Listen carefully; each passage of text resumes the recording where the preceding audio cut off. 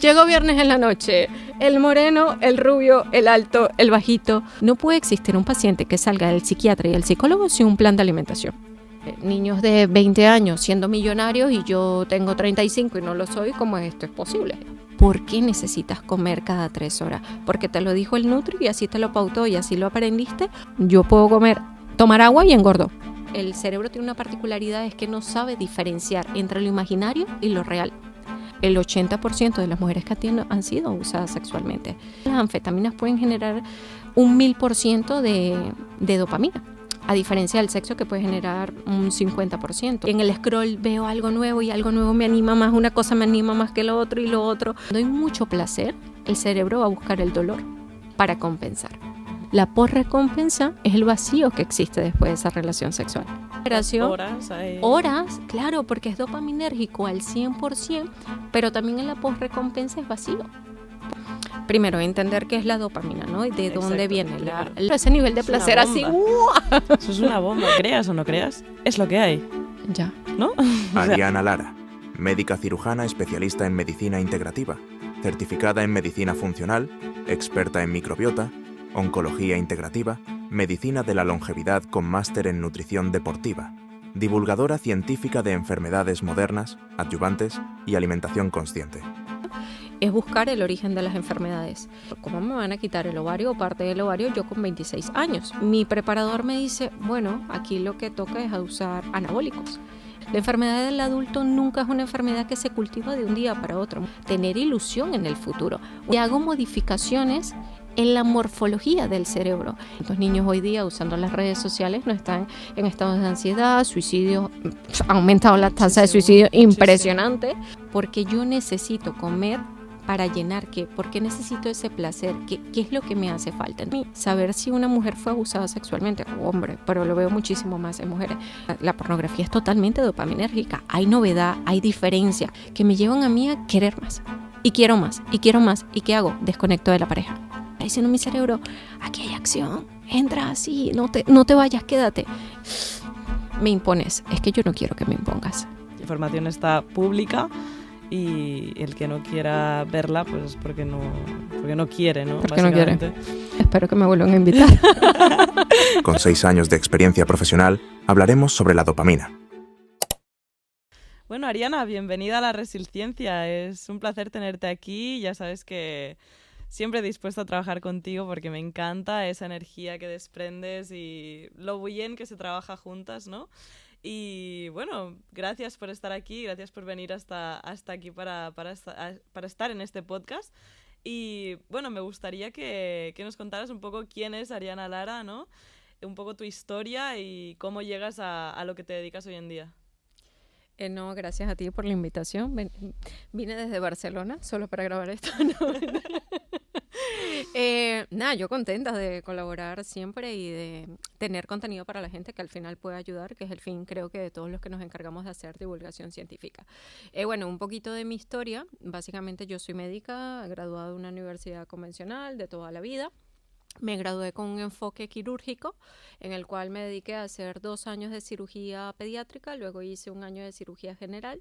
En ese proceso fallece mi madre y en ese proceso también decido hacer mi primera migración de Venezuela a Colombia, donde estando en Colombia comienzo a enfermar, que siempre forma parte de mi historia, porque parte de lo que hago hoy día es en la búsqueda de sanarme, aprendí a sanarme yo misma y en esa serie de síntomas y signos que comenzó a presentar me diagnostican un endometrioma, por lo cual los médicos ginecológicos de toda la vida, los tradicionales, llegan y me dicen, bueno, hay que hacer cirugía de ese tumor, porque al final es una masa que se forma sobre el ovario, parte del útero.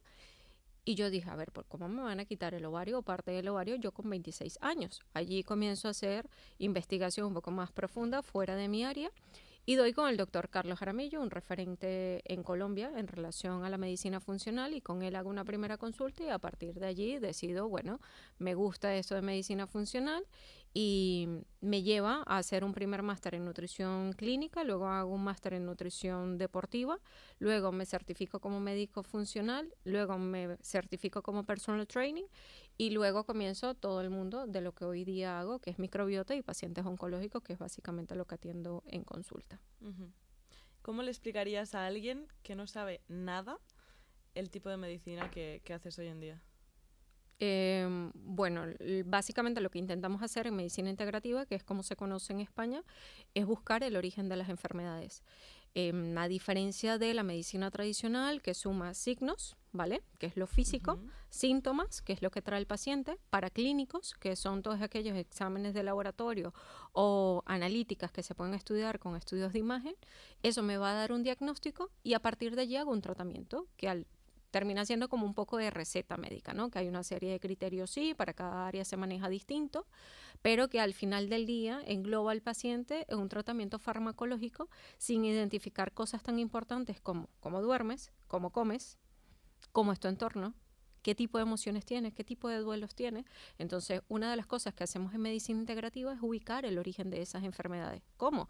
Haciendo una línea de tiempo. ¿Por dónde naciste? Me interesa saber si naciste por el canal del parto o por cesárea, porque eso va a determinar un poco el tipo de microbiota que vas a tener en la adultez. Luego, ¿qué pasó en esa infancia? Una de las cosas en las que yo hago mucho énfasis en consulta es identificar heridas de la infancia, abuso sexual, si hubo maltrato. ¿Por qué? Porque eso va a determinar trastornos de conducta alimentaria en la adultez. Luego, ¿cómo fue esa adolescencia? ¿Qué ocurrió allí que pueda desencadenar la enfermedad del adulto? La enfermedad del adulto nunca es una enfermedad que se cultiva de un día para otro, mucho menos si es una enfermedad crónica, es decir, hipertensión arterial, o, diabetes mellitus, incluso un cáncer o autoinmunidad, sino son cultivos de una serie de cosas que fueron ocurriendo en el transcurrir del tiempo, que incluye a la madre, incluso al padre, cuál fue ese material genético y epigenético que llevaron a ese individuo a enfermar. Y a partir de allí, dentro de esas averiguaciones, nos permite a nosotros como médicos integrativos decir, vale, el origen de esta enfermedad es porque se murió tu perro, me lo invento. Perfecto, trabajemos en esa emoción, porque si yo no entiendo que esa emoción es la que está dañando el cuerpo físico, yo puedo tirar de toda la suplementación, alimentación, ejercicio físico, pero si yo no trabajo esto, no existe ningún ser humano que pueda sanar por completo. Y cuando hablamos de salud, hablamos en una línea de todo, donde incluye al ser humano en su constitución completa, tanto cuerpo, mente y espíritu. En esos tres componentes lo debemos abordar. Y allí es donde hacemos ese diferencial, por eso no son consultas cortas, son consultas de 1 hora, hora y media, donde nos interesa averiguar todo y pedir muchas cosas que no se piden en la medicina tradicional. Bueno, ahora vamos a entrar ya en el tema clave del episodio de hoy, pero antes me gustaría que nos explicaras un poco ¿cómo viviste tú? Porque he escuchado que tú estuviste compitiendo también en culturismo, ¿no? Y cómo te afecta todo lo que viste allí, ¿no? Ya, bueno, esto fue una decisión del 2019, que yo venía haciendo entrenamiento de fuerza y yo digo, a ver, yo soy competitiva como en personalidad. Y dije, ¿qué se puede hacer dentro de un gimnasio que a diferencia de otras disciplinas deportivas te permiten competir? Bueno, de gimnasio, si estás haciendo entrenamiento de fuerza, lo que viene después de ahí es entrar en una categoría de culturismo. Y para ese momento yo busco un preparador, un amigo que ya había participado en diferentes eventos, y le digo, bueno, mira, yo quiero entrar en la categoría bikini, que es un tipo de categoría que te permite entrar con lo que tú puedes construir en un gimnasio. Bueno, comienzo a entrenar un poco muy enfocado a lo que se pide en la categoría bikini, y sí es verdad que estando allí, parte de mi material genético me permite que comienza a crecer mucho cuádriceps isquiotibiales y me salgo de la categoría bikini en medidas. Y la que sigue, mi preparador me dice, bueno, aquí lo que toca es usar anabólicos. Y yo dije, ya va, yo esto de usar anabólicos, pues como que no lo veo tan claro. Allí ya yo venía presentando el problema del endometrioma, se lo consulto a Carlos Jaramillo, que fue mi médico en su momento, y él me dijo, no, claramente no, porque esto va a empeorar muchísimo más lo que ella tiene. Yo también estaba haciendo ese año la certificación como personal training y la chica, una de las chicas que estaba en el curso, ella competía. Sí es verdad que tenía una composición corporal a nivel muscular envidiable para quienes nos gusta el culturismo. Y tú decías, jolín, esas piernas tal. Claro, cuando yo le comienzo a preguntar qué usaba clenbuterol, que es un tipo de fármaco que se usa para pacientes con asma, usaba anabólicos. Entonces esto llevaba a que ella tuviese ciertas modificaciones en voz, modificaciones genitales, y yo dije, yo no quiero entrar allí. Ahí es donde decido no participar porque ya no estaba en una categoría, para entrar a la otra tenía una serie de exigencias y fue una decisión que sí es verdad que a nivel de competencia personal, las pasarelas del culturismo son totalmente diferentes a las pasarelas del modelaje, son un tipo de poses que tú tienes que hacer para hacer la exposición de grupos musculares.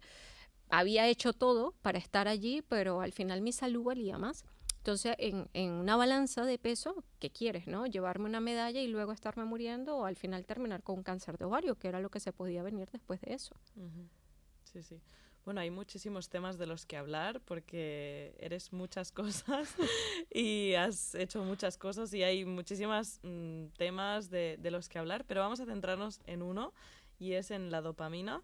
Vamos a centrarnos en cómo la sociedad de hoy en día no puede huir de eso, ¿no? Ya, bueno, hoy lo conversaba en la ponencia que di, que en relación a la dopamina, primero entender qué es la dopamina, ¿no? Y de dónde viene. La dopamina viene de un aminoácido que se llama tirosina, por eso yo hice mucho énfasis en la alimentación. Es un neurotransmisor, básicamente lo que quiere decir esto, que es una molécula que viene entre una neurona que tiene una función presináptica y una neurona que tiene una función postsináptica, es decir, esta envía y esta recibe, hay un espacio sináptico, ¿no? Neurona, neurona, un espacio. En ese espacio sináptico voy a tener una serie de bolitas, por así decirlo, que es la liberación de esa dopamina cuando yo estoy ante un estímulo. Y eso me va a llevar a mí a hacer ciertas conductas, que es un poco lo que hacen los neurotransmisores. Yo tengo un estímulo, voy a tener una respuesta en ese espacio presináptico, tanto de la presináptica como de la postsináptica, me uno, envío corriente y hay un comportamiento humano. Esta se cataloga y se conoce como la molécula de la vida. ¿Por qué? Porque es una molécula que nos ha llevado dentro de la historia de la humanidad para estar hoy aquí. Nos da dos cosas fundamentales. Uno, la reproducción por medio del placer del sexo, porque si el sexo no fuese placentero, esa reproducción a nivel de nuestros ancestros no hubiese existido. Y lo segundo, el placer al comer, ¿no? Que yo hoy lo decía en la conferencia. Como historia de humanidad, nosotros, al ser cazadores, teníamos ese estímulo o ese deseo o esa incertidumbre de saber, jolín, ¿hoy qué voy a comer? A ver, me apetece un trozo de carne, vale, me tengo que esforzar para llegar a eso. Y eso genera una recompensa. Ese tipo de dopamina es una dopamina que dentro de una categoría saludable se ve bien, porque hay una recompensa a partir de un placer de alimentación que permite que yo hoy día esté aquí por medio de mis ancestros. Ahora, ¿qué viene pasando con la sociedad? Que esta dopamina, que tiene un circuito de recompensa, que va a tener muchas cosas dentro del cerebro, desde la amígdala, que es una parte del cerebro que forma parte del cerebro límbico, que es nuestro cerebro primitivo, se encarga de secuestrar una emoción. La amígdala básicamente lo que hace es recopilar el sentir. Siento miedo, siento hambre, tengo ansiedad, ¿no? Luego utiliza el hipocampo, que es el que se encarga de guardar la información, pero el hipocampo también es lo que nos permite a hombres y mujeres estar ubicados especialmente, que bueno, a las mujeres no nos funciona tanto, ¿no? Porque para conducir sí que nos perdemos, y los hombres esto lo tienen bastante bien desarrollados. Y luego de allí usamos algo que se llama neurotensina, que es lo que nos permite que esa emoción sea en una transcripción, saber si es positiva o no, le da el valor a la emoción, ¿no? Entonces yo tengo una emoción hacia algo, en este caso puedo tener una emoción hacia la comida.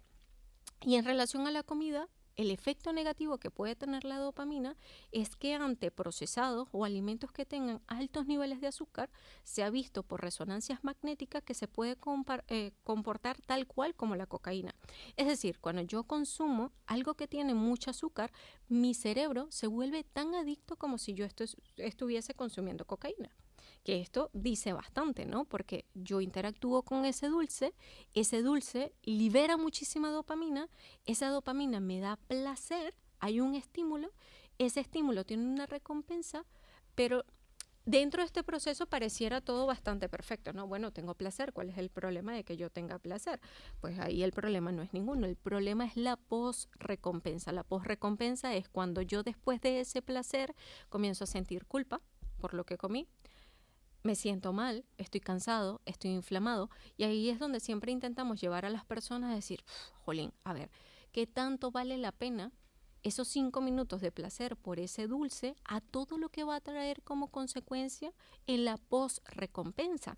Y que también parte de lo que se incluye en las redes sociales, que es la novedad, ¿no? Y es totalmente dopaminérgico porque en las redes sociales estamos scrolleando y en el scroll veo algo nuevo y algo nuevo me anima más, una cosa me anima más que lo otro y lo otro a lo mejor no le tengo tanto interés. Esa liberación, horas, claro, porque es dopaminérgico al 100%, pero también en la post-recompensa es vacío. ¿Por qué? Porque después de allí no obtuve nada. Claro. Y empiezo a sentir y a pensar, jolín, estuve 9 horas, a lo mejor 8 horas en el móvil, que yo a veces con el paciente me digo que no tengo ganas de hacer ejercicio. A ver, cariño, ábreme el móvil y me pones el Instagram. ¿Cuántas horas tienes allí? Porque cuando una persona empieza que no tiene tiempo para nada, ¿cuántas horas le estás invirtiendo en las redes sociales? Porque termina siendo placentero. Placentero en ese voy descubriendo una cosa tras otra.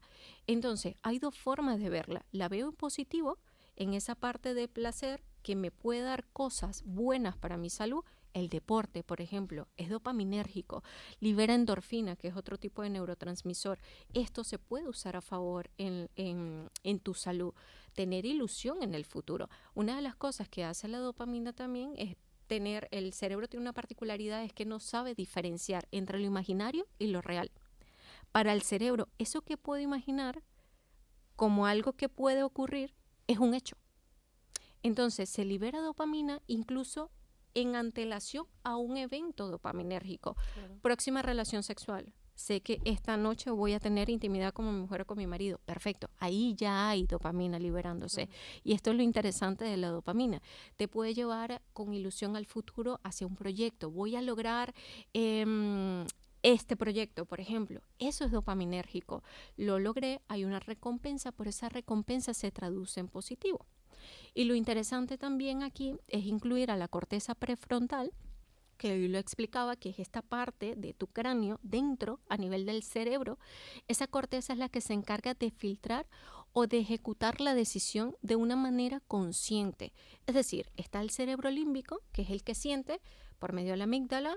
Tengo una emoción, la siento, la guardo en el hipocampo, la neurotensina traduce eso en positivo o en negativo y la corteza prefrontal decide con conciencia y coherencia. Ahora, la corteza prefrontal fortalecida es lo que nos va a permitir de que yo tome una decisión buena o no tan buena.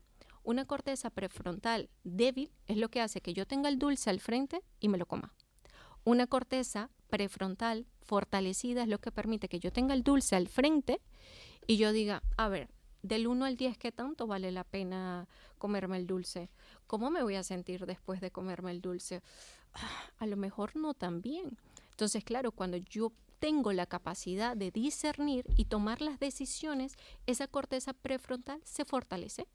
Porque puedo hacer que por medio de otra parte del cerebro, que es la corteza cingulada anterior, crezca, y esto lo voy haciendo con varios ejercicios, desde la meditación, respiraciones profundas, porque hay varios estudios, hay un estudio en ratas que me gusta mucho, donde habla cómo por medio de la meditación ya tú puedes ver el engrosamiento de la corteza cingulada anterior, pero cuando lo hago por un tiempo de 8 semanas, se engruesa tanto que hago modificaciones en la morfología del cerebro.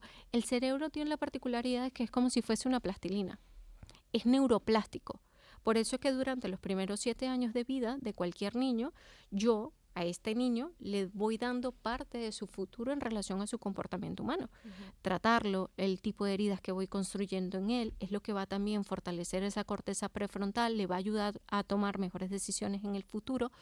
Un niño que esto no lo tenga tan bien llevado, gestionado por sus padres, a lo mejor en el futuro es un drogodependiente, no lo sé, no quiero meter aquí absolutamente a nadie en un cajón, pero forma parte de ese sistema de crianza. Pero ya en el adulto existen muchas técnicas hoy día que me permiten hacer esas modificaciones en cerebro para generar esa neuroplasticidad y yo hacer de mi cerebro lo que quiero, cosa que cuando ya se llega al uso de cocaína, de anfetaminas, otro tipo de droga o heroína, por ejemplo, no se puede hacer porque genera tanta dopamina. De hecho, las anfetaminas pueden generar 1000% de dopamina.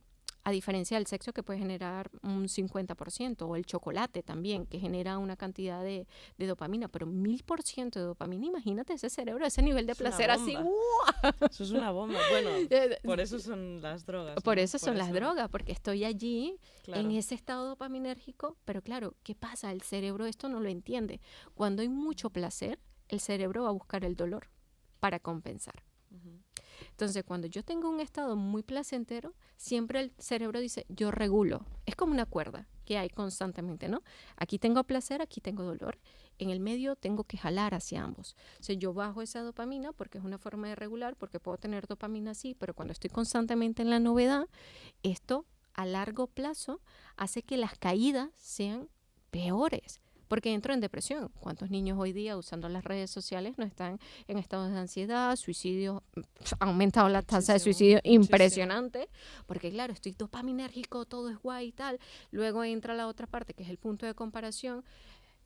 Niños de 20 años siendo millonarios y yo tengo 35 y no lo soy, ¿cómo esto es posible? Entonces, claro, ahí entras en un ciclo tan tóxico, más toda la intoxicación que también hay en redes sociales, que está llevando a tantos trastornos hoy día que antes no se veían en relación al comportamiento humano. Ujú. Bueno, es que eso está en todas partes, ¿no? O sea, has hablado mucho de las redes sociales, pero la dopamina, bueno, y del azúcar, ¿no? Pero la comida misma, o sea, la comida en sí, también hay una adicción muy grande, ¿no? A comer Constantemente. muchísimo. Sí. O sea, ¿cómo es eso? Claro, es ese estado de placer que me va dando algo que si yo nuevamente no tengo la corteza prefrontal lo suficientemente fortalecida para yo elegir y decidir y sobre todo planificar, que esto a nivel del estoicismo es bastante interesante, ¿no? Porque los estoicos, parte de su planteamiento es decir, a ver, yo puedo ir de compras, ¿vale? Y no pasa nada. Ahora, cuando las compras se vuelven compulsivas, siempre que voy al centro comercial, tengo que llevarme algo al centro comercial. Aquí hay un estado dopaminérgico, drogodependiente, emocional hacia esa compra, que estaré llenando un vacío, lo que sea. Esto ya se lo dejamos a los terapeutas, que no es mi área. Pero en ese estado de repetición constantemente, tú dices, ¿qué está ocurriendo realmente en ese cerebro? Que es lo que puede ocurrir mucho con la comida, ¿no? Porque yo necesito comer para llenar qué, porque necesito ese placer, qué es lo que me hace falta. Entonces, por ejemplo, en los trastornos de conducta alimentaria, algo que yo veo específicamente en comida, yo me encargo que durante la consulta, primero, la consulta no se vea como una consulta médica, sino que sea como una charla. Entonces, en ese conversatorio, los pacientes me entregan mucha información, porque lo primero que yo tengo que generar es, esto es un espacio seguro. Segundo, hay una suficiente confianza para que tú me puedas entregar información de valor para yo poderte ayudar. Pero tú no me vas a entregar esa información si tú no sientes que puedes confiar en mí. Entonces, información de valor para mí, saber si una mujer fue abusada sexualmente, hombre, pero lo veo muchísimo más en mujeres. El 80% de las mujeres que atiendo han sido abusadas sexualmente. Y es impresionante porque muchas veces hacen la consulta en familia o en conjunto, la hermana, la pareja, lo que sea, y yo cuando voy a hacer esta pregunta les digo, ¿quieres que esta persona esté? Me dicen, sí, no hay problema, yo lo puedo contar. Claro, cuando lo cuentan, el familiar no lo sabía. Y a veces es la hermana mayor. Y se queda como, jolín, ¿y esto te pasó? Claro, porque lo guardan de una manera tal, por vergüenza, por no delatar al abusador, porque lo llevan consigo durante muchos años, porque a lo mejor fue el padre, fue el abuelo, fue un familiar muy cercano. Y esto genera dolor. Cuando yo tengo dolor, ¿dónde busco el placer? Y la comida es una forma de refugiar la emoción. Por eso es que sí es verdad que yo, a nivel de alimentación, intento comunicar de una manera bastante compasiva, porque cuando entiendo esto, también puedo entender que muchas de las personas que tienen adicción a comer constantemente, no es solo un desorden metabólico, es entender que esto no se trata ni de voluntades ni de motivación. Se trata de ir a capa profunda y saber qué es lo que realmente le está doliendo a esa persona. ¿Por qué necesitas comer cada 3 horas? ¿Porque te lo dijo el nutri y así te lo pautó y así lo aprendiste? ¿O porque hay algo de fondo que es mucho más interesante que nos puede llevar a decir, vale, yo necesito resolver esta herida? Yo necesito que vayas a terapia, yo necesito que hagas constelaciones familiares si es necesario, que te hagas unos registros acá, chicos, no lo sé, en lo que crea cada uno, en su sistema de creencia. Pero esto hay que sanarlo, porque si esto no se sana, esa conducta se vuelve constante. no solo pasa con comida, no solo pasa con las redes sociales, la pornografía entra aquí. Totalmente. Y la pornografía, esto lo menciona muchísimo Marian Rojas Estapé, que para mí es la divulgadora científica en relación a dopamina más interesante que puede existir en España. A mí ella me encanta y ella menciona muchísimo la pornografía, tanto en sus libros como en sus conferencias, como ese llamado de atención de qué estás buscando reemplazar, porque cuando la pornografía es totalmente dopaminérgica, hay novedad, hay diferencia, hay diferentes mujeres, hay diferentes hombres, hay diferentes escenas, hay diferentes movimientos, hay diferentes cosas que me llevan a mí a querer más y quiero más y quiero más. ¿Y qué hago? Desconecto de la pareja. Por consiguiente, me lleva a desconectar de la pareja, porque encuentro placer inmediato. Esto no te lo da una relación sexual. En una relación sexual hay una serie de pasos para llegar a la pornografía, lleva a la masturbación. La masturbación es algo inmediato. Es decir, esto también es algo dopaminérgico 100%. Y cuando esa persona también entra en ese ciclo, hay que revisar un poco a fondo. Plataformas de citas, que lo puse yo hoy de ejemplo.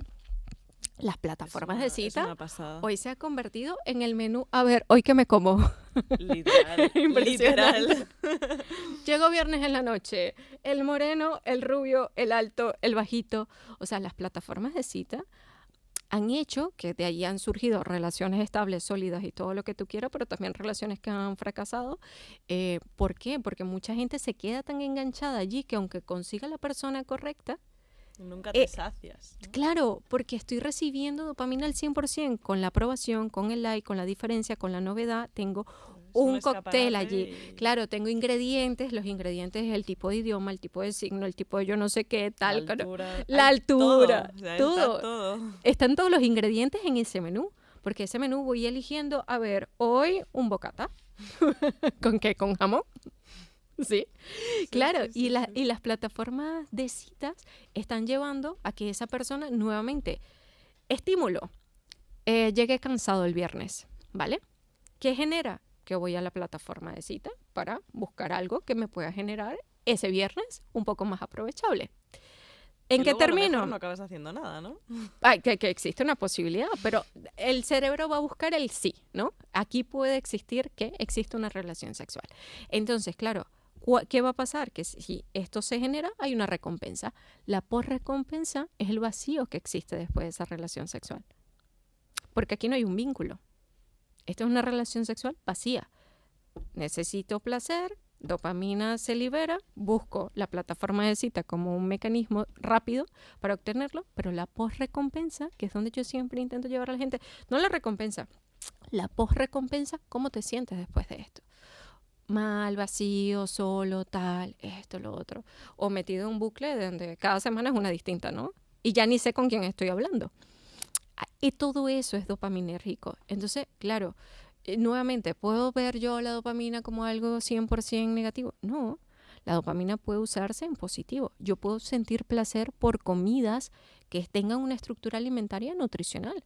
El día que fuimos a cenar, todos estábamos dopaminérgicos ese día, comiéndonos un chuletón de lo más delicioso. Genera dopamina estar con tus amigos, también genera oxitocina abrazarse, genera serotonina al estar relajados y compartiendo. Es decir, existían muchos neurotransmisores y hormonas allí en esa sentada, eligiendo bien. Es una cuestión de saber elegir bien. Y también en esa planificación de voy a posponer esta decisión. Y esto hay que irlo fortaleciendo. Voy al centro comercial, pero no compro. Esto lo proponen los estoicos. Y esto es una forma de fortalecer la corteza prefrontal. Voy al centro comercial, estoy acostumbrada a comprar, no voy a comprar. ¿Por qué? Porque estoy tomando yo la decisión de cuándo se va a hacer esta acción. Aparte de esto, tengo la capacidad de posponer, porque parte de fortalecer la corteza prefrontal es decirle a mi cerebro, hay una planificación a futuro. No necesariamente tengo que vivir, que yo entiendo mucho, el ikigai de la gente, su propósito en el hoy y tal, y esto es extremadamente interesante, en el vivir en el presente, pero parte del ikigai de ese propósito es una planificación al futuro. Eso es corteza prefrontal. Es decir, tengo algo para planificar, puedo posponer esa satisfacción inmediata de, bueno, tengo dinero, me lo gasto. No, puedes pensar que mañana también vas a necesitar dinero y no es necesariamente gastárselo en el hoy. Entonces son formas y herramientas de ver la dopamina como algo positivo que se puede fortalecer y que incluyen muchas partes del cerebro. pero también es muy peligroso. O sea, vamos a hablar de los peligros que tiene todo esto, no solo a nivel satisfactorio y demás, sino también a nivel físico, ¿no? Porque también tiene muchos efectos, ¿no? En lo físico. Claro, a nivel de salud, no solo la drogodependencia emocional, Claro. sino que también esto desgasta al ser humano dentro de muchas cosas, ¿no? O sea, vamos a verlo desde dopamina, azúcar. Ejemplo, azúcar, ¿esto es bueno para la salud? No. ¿Esto me va a llevar a que yo esté inflamado? Sí. ¿Esto me puede llevar a un futuro cáncer? Claro. Una de las cosas incluso que hace que la corteza prefrontal se entre en discapacidad o no funcione de manera correcta es el estrés crónico.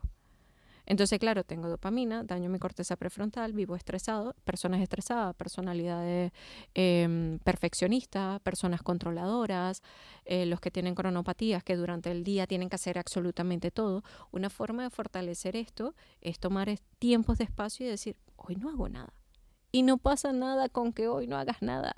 Eso es una forma de fortalecer también las ondas alfa, que hoy lo decía en la conferencia, que tienen una conexión bastante interesante con el bienestar, porque parte de las ondas alfa es lo que permite que yo tenga atención en el presente. Y esa atención en el presente es que yo esté hoy aquí concentrada hablando contigo. Ahí yo estoy liberando ondas alfa. Esas mismas ondas alfa que yo tengo cuando despierto, esas mismas ondas alfa que yo tengo antes de dormir, esas mismas ondas alfas que se estimulan con la respiración, que esto es entrar en YouTube y poner ondas alfas y ya está, que no es mayor historia, pero yo mismo puedo generar esas ondas alfas dentro de mi cuerpo. Todo esto va a ser en positivo. En negativo, que yo no tenga esas ondas alfa, que yo libere ondas beta, que de hecho las ondas betas a nivel, esto se ve por resonancias magnéticas o electroencefalogramas, cómo se comporta el cerebro cuando tiene todos estos estímulos. Claro, cuando yo tengo el móvil, la pantalla del móvil antes de dormir, esto me está liberando ondas beta. Le está diciendo a mi cerebro, aquí hay acción, entra así, no te vayas, quédate. Esto que me lleva en negativo un poquito en relación a salud, a insomnio. Insomnio es, no me puedo quedar dormido luego. Claro, hay un estímulo de la pantalla azul a nivel de la pupila. Esa pupila está trabajando sobre esa melatonina y le está diciendo, cariño, no te segregues todavía, es que aquí no te necesitamos, aquí lo que hay es fiesta. Claro, puedo tirar toda la noche y estoy pegado al móvil o no puedo dormir. Ya suelta el móvil posiblemente, pero no puedo dormir y más de una persona se va a sentir identificada con esto. Porque es que no puedo dormir. Y el no dormir te lleva a una fatiga adrenal. El no dormir bloquea algo en el cerebro que es bastante interesante, que se llama el sistema linfático. El sistema linfático es lo que permite que el cerebro se limpie. El ayuno es lo que permite que el cuerpo se limpie, pero el sistema linfático es como yo sacar la basura del cerebro. Si yo al cerebro no le retiro esa basura, genera algo que se llama neuroinflamación. Y estar neuroinflamado es que básicamente mis neuronas no conectan bien. Entonces, una de las cosas que yo encuentro en consulta son muchas personas que, ¿cómo estás a nivel cognitivo? A ver, que no me acuerdo qué hice ayer.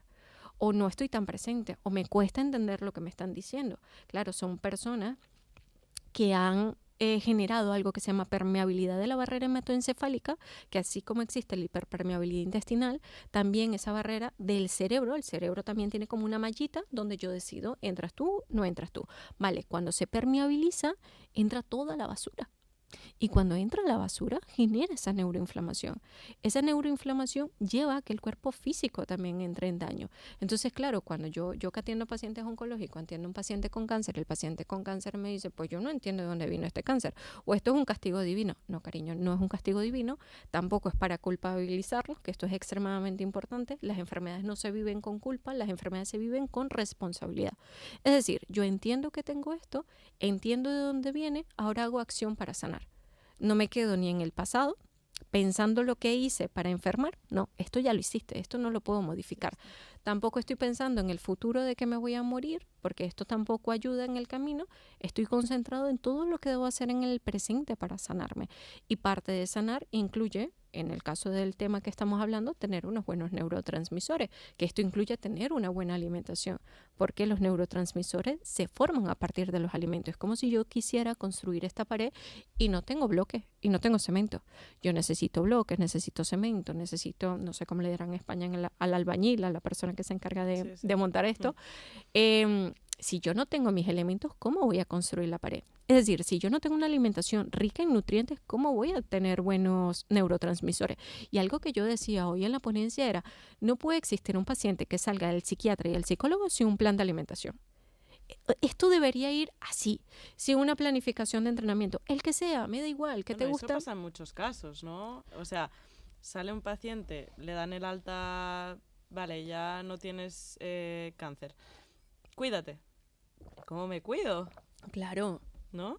¿Cómo lo hago? Hay mucha gente que está recibiendo información. De hecho, la responsabilidad más grande de que un paciente pueda hacer las cosas bien o no es de quien lo está atendiendo. En este caso, el médico, si está dando el egreso, este egreso debe ser con todo. ¿Por qué? Porque luego voy a tener a ese paciente en una red social recibiendo información de todo y teniendo una banca de suplementos en casa que ni siquiera sabe para qué sirve. Y se ha gastado 300 euros posiblemente comprando todo aquello de lo que dice Juan, Endica, Alejandra, Ariana. Todos estamos recomendando algo distinto. Claro, pero ¿qué es para ti? ¿Qué es personalizado? Entonces, claro, todo paciente se le debería pautar, independiente de la enfermedad, tanto su actividad física personalizada como ese plan de alimentación que yo diga, esto es para lo que tiene este paciente.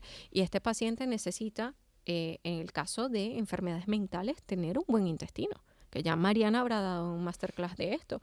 Pero si yo no tengo buenas bacterias dentro de mi intestino, ¿cómo produzco yo serotonina? Si yo tuviese que elegir un neurotransmisor o una hormona como tal, serotonina. ¿Por qué? Porque no nos permite estar ni muy arriba ni muy abajo, sino plenos, serenos, tranquilos, felices, pero con una felicidad consciente. Disfrutando el hoy, con una planificación del futuro consciente, no ese estado de euforia, no, relajado. Pero para yo tener una buena serotonina, debo tener una buena microbiota. Yo no puedo tener buenos niveles de serotonina si no tengo buenas bacterias neuroactivas, que es una clasificación dentro de la microbiota, que es lo que permite que yo tenga un intestino que pueda funcionar a cabalidad. De hecho, lo hablaba yo hoy en la ponencia, que las ondas gástricas, ese cloc de las ondas gástricas en ese peristaltismo intestinal se unen con las ondas alfas del cerebro.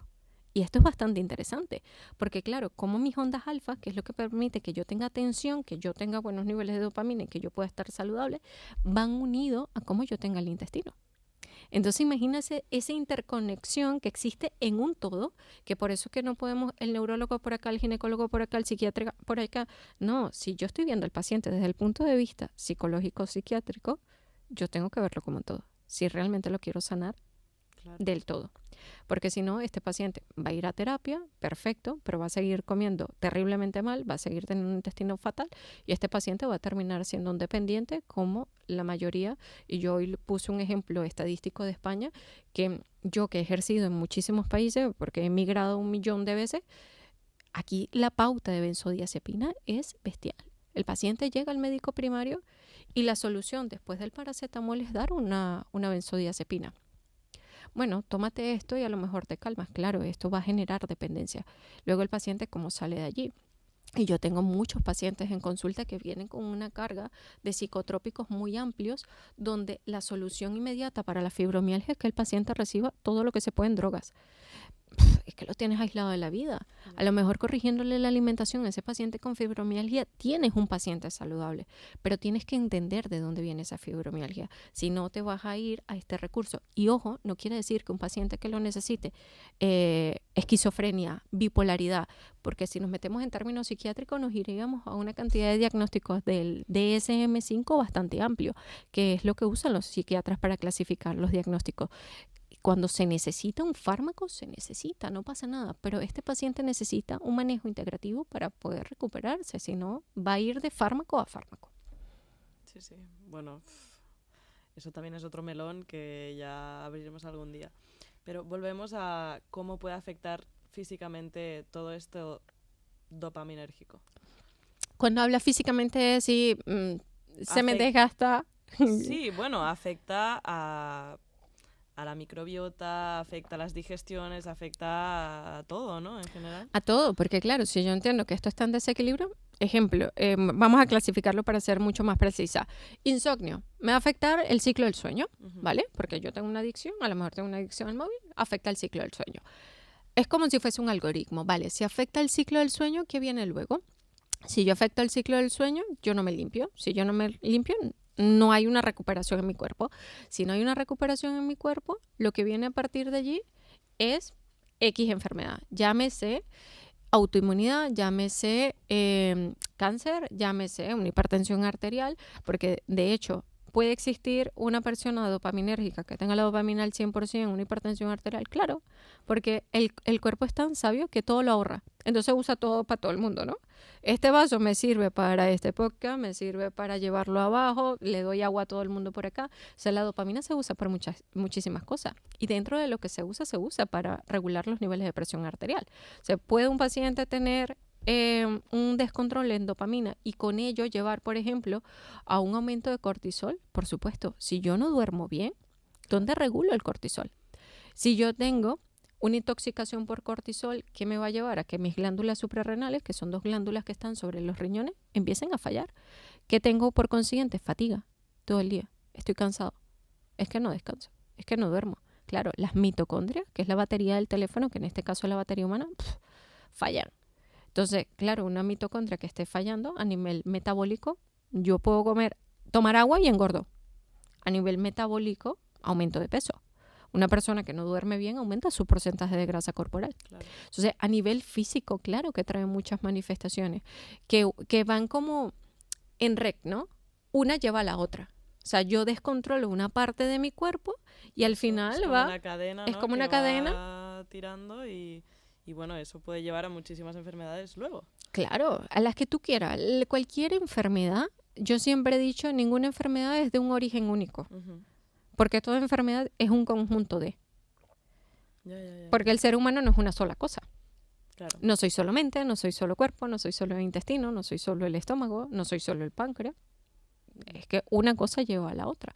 O sea, a nivel físico, lo que quieras a partir de un desorden dopaminérgico. Nada más, con el hecho de que alguien no pueda dormir, ya por ahí tírate todas las enfermedades encima que las va a desencadenar fácilmente. Que tiras a un montón de cosas.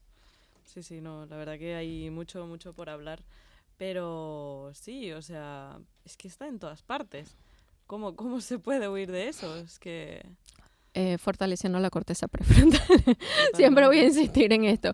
O sea, fortalecer la corteza prefrontal es comenzar a trabajar cosas tan sencillas, básicas de la vida, el entrenamiento, el que sea, la actividad deportiva, me permite hacer una planificación en mi día, ¿no? La parte de fortalecer esa corteza prefrontal es tener una planificación. La meditación. Es que parece una tontería, pero la meditación ayuda tanto. Y meditar, yo siempre les digo, no siempre me pongo en flor de loto y inciensos y tal. Mira, meditar, que sí, que deberías tener mente en blanco, que es lo que permite que se generen todas estas ondas en el cerebro, pero puede ser simplemente yo quedarme sentada aquí viendo a la nada. Es una forma de reposar, es una forma de que el sistema baje, que todo caiga, que todo se repare, que le des espacio a tu cuerpo, de poder entender el porqué y el para qué de cada acción que estás ejecutando y cuál va a ser lo que va a generar a partir de eso. Tener un sueño que sea reparador, cuidar tu sueño como si fuese tu mayor tesoro. Cuando yo fortalezco esta parte de mi cerebro, el móvil va afuera. O sea, esto lo decido yo. Y es algo que a mí me gusta mucho trabajar en terapia porque, claro, el paciente, ejemplo, en alimentación, ¿cómo puedo mejorar esto? Yo no puedo tener la casa llena de dulces si quiero salir de la adicción al azúcar. A ver, lo primero que tengo que hacer es limpiar la casa. Bueno, ahí sí que vas a fortalecer la claro, cabeza, ¿no? por supuesto. Vas a tener que estar ahí... atento, es decir, ahí no lo vas a tener tan fácil. Entretenerlo en la nevera, un helado, mi helado favorito, el que sea. Entretenerlo en la nevera y tener que bajar al supermercado. Y si el supermercado no me queda cerca y tener que agarrar el metro, el tren o el coche, te lo piensas.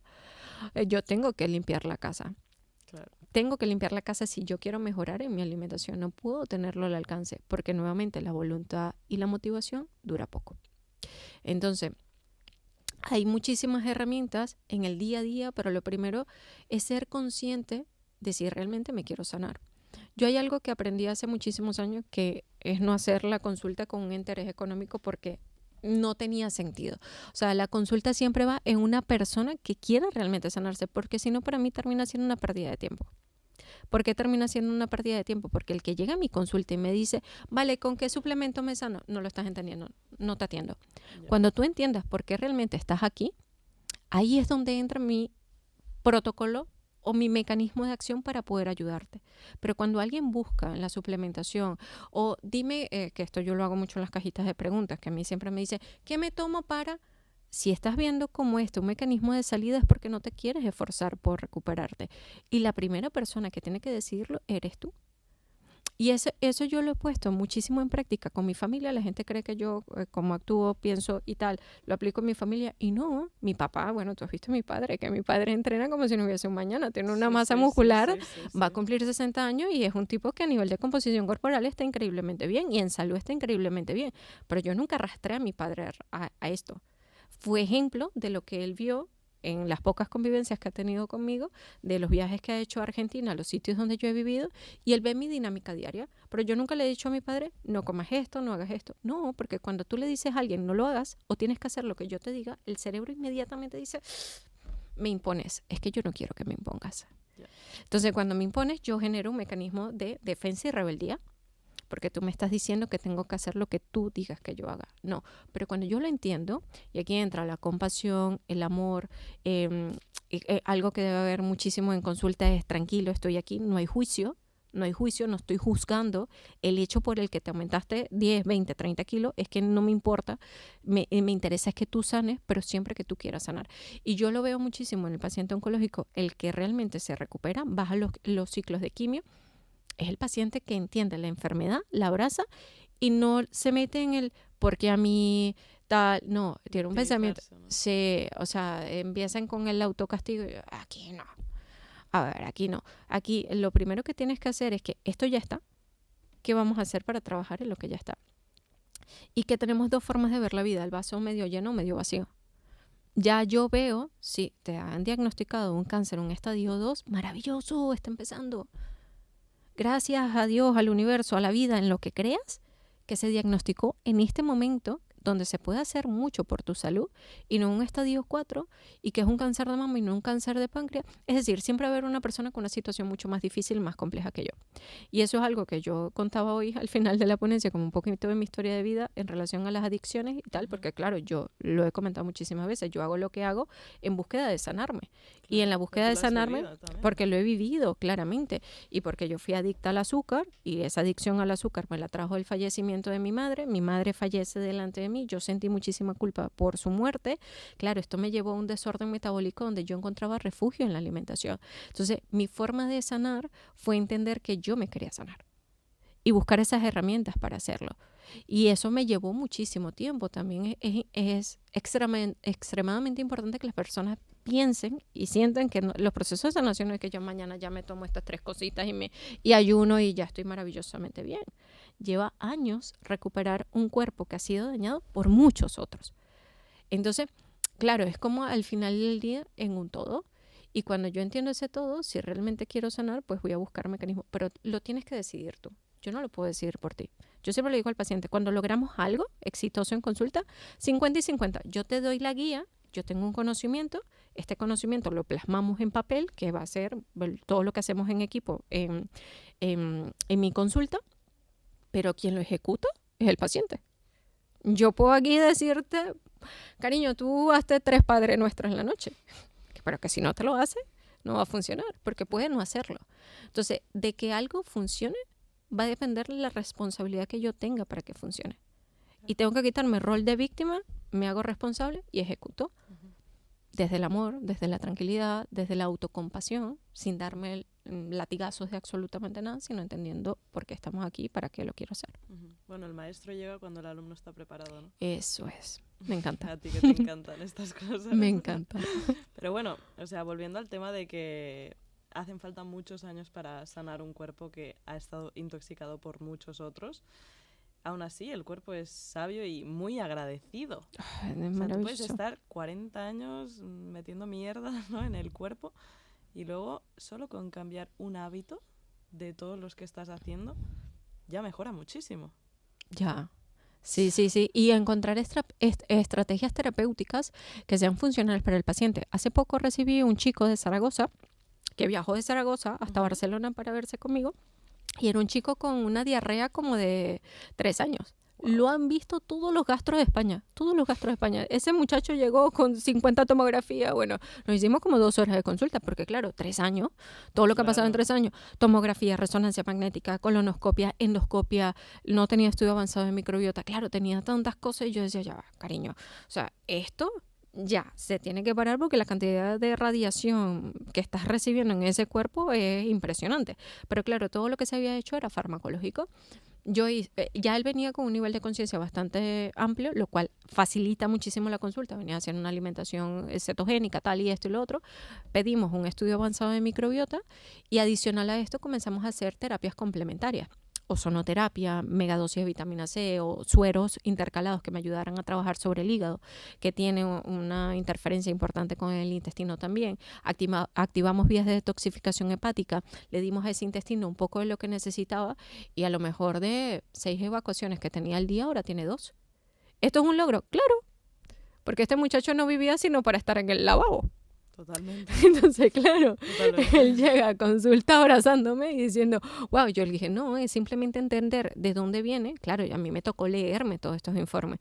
Y luego yo tengo una enfermera en el equipo, sentarme con la enfermera y decirle, vale, la planificación que vamos a hacer con este paciente va a ser esto, vamos a montar estos tipos de suero porque es lo que necesitamos por vía endovenosa. Yo uso mucho la vía endovenosa porque me parece lo más rápido para poder recuperar un ser humano. Cuando la gente que no se entiende tanto, yo por la vía endovenosa mando rápido lo que necesito y recupero muchísimo el hígado. Y el hígado es un órgano del que poco la gente poco habla, pero vamos que sí es importante e interesante, porque si el hígado no limpia, toda la basura está literalmente en la casa. Y claro, con este paciente fue extremadamente interesante poder recuperar su salud en base a un plan terapéutico específico para lo que necesitaba. Pero para yo saber qué necesitaba, hay que escuchar. ¿Qué ha pasado en estos 3 años? No puedo yo puedo decir, bueno, un poquito de omeprazol y domperidona y, bueno, pongamos, qué sé yo, X fármaco y vemos qué sigue pasando. No, si yo entiendo el contexto, un poco de dónde viene, también lo puse a hacer acupuntura, que no, esto no lo hago yo en consulta, tengo personas que lo hacen, pero la acupuntura también me ayuda a entender el cuerpo, que es lo que se hace en medicina tradicional china, que ellos entienden el cuerpo físico diferente a nosotros. Nosotros entendemos por aparatos y sistemas, ellos por elementos. Para ello está el fuego, el metal, la madera, el agua, y cada una de las partes del cuerpo se interpretan de esa manera que energéticamente necesitan equilibrar para ese yin y yang que ellos buscan dentro de su medicina y que para mí me complementa, aunque no sea mi área, yo la complemento con esto, con cualquier otra herramienta que permita que el paciente sane, que al final ese es el objetivo, la herramienta que sea, pero que el paciente sane, que eso va a ser el objetivo de la consulta. Claro, bueno, al final hay un montón de medicinas mezcladas, ¿no? Un montón de Ayurveda, sí, de todo tipo. culturas diferentes y todo. ¿Y por qué esto? O sea, ¿por qué en la medicina convencional no se mira más allá? O sea, ¿se está ya haciendo algo en esta educación reglada? Bueno, esto es el occidente, ¿no? El occidente nos desligamos porque en otros países esto funciona. Claro. O sea, en China existe tanto la medicina convencional como hospitales de medicina tradicional china. Uh-huh. Es decir, existen ambos. Entonces, aquí lo que me interesa es que yo pueda hacer, entender que esto existe en otras partes del mundo, que en el occidente cuesta muchísimo que se aplique, porque sí es verdad que en el occidente somos muy científicos. Entonces, todo tiene que tener un respaldo, madre mía, entre más científicos mejores somos, porque somos extremadamente competitivos. ¿Y cuántos artículos te leíste? ¿Te leíste 3 libros? Ay, poco. 3, eso no te valida dentro de la humanidad. Claro, como queremos que todo tenga una razón de ser, nos hemos como fortalecidos mucho por parte de la farmacología, ¿no? O sea, el fármaco, que entender el fármaco también, que eso es otro melón, que si no aquí vamos a hacer 4 horas de podcast. Ya los chicos aquí van a decir, madre mía, esta mujer cuando se va a callar. Pero a nivel de fármacos, los fármacos, la base de los fármacos son plantas medicinales.